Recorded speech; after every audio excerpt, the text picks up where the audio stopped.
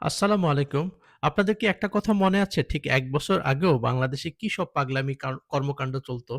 বিভিন্ন তারকারা বিভিন্ন উদ্ভট কর্মকাণ্ড করত। এইখানে রবীন্দ্রসঙ্গীত গাইতো, ওখানে ডিগবাজি দিত। এই জিনিসগুলা নিয়ে আমরা বাংলাদেশের মানুষজন ব্যস্ত থাকতাম। কিন্তু যখনই দেশে একটা সরকার পরিবর্তন হলো, একটা জনগণের সরকার আসলো, ঠিক দেখেন এই জিনিসগুলো হঠাৎ করে মিলিয়ে গেছে। এখন কিন্তু কোনো তারকাদেরকে নিয়ে কোনো কথাবার্তা নাই। তাদের আকাম-কুকাম এগুলা নিয়ে কোনো আলোচনা আসছে না। ব্যাপারটা কি খেয়াল করে দেখেছেন? তার মানে একটা জিনিস, একটা দেশের অর্থনীতি থেকে শুরু করে সোশ্যাল ইকোনমিক ডেভেলপমেন্ট, সামাজিক কর্মকাণ্ড সবকিছুই আসলে একটা সরকারের সাথে জড়িত।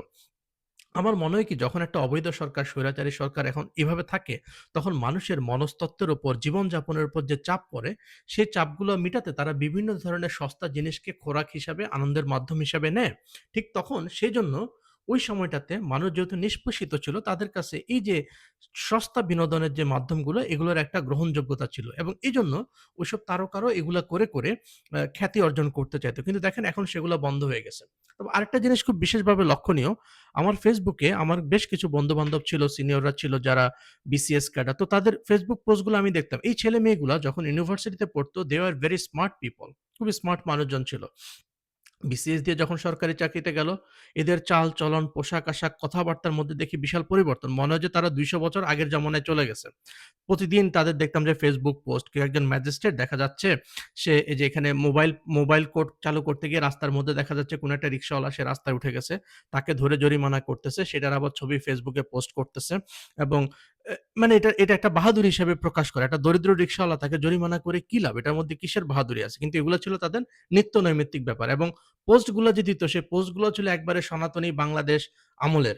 মানে মনে হচ্ছে যেন বঙ্কিমচন্দ্র চট্টোপাধ্যায় এসে এইসব পোস্টগুলা দিচ্ছে। যেমন অদ্য সকালবেলা মাননীয় প্রধানমন্ত্রীর একটি বাড়ি একটি খামার প্রকল্পের অংশ হিসাবে ২০০ দুস্থ পরিবারকে একটি গাছ একটি খামার বিতরণ করা হয়। মানে কেমন জানি অত্র অনুষ্ঠানে উপস্থিত ছিলেন মাননীয় জেলা প্রশাসক, তিনি একটি বাড়ি একটি খামার বিতরণ করেন।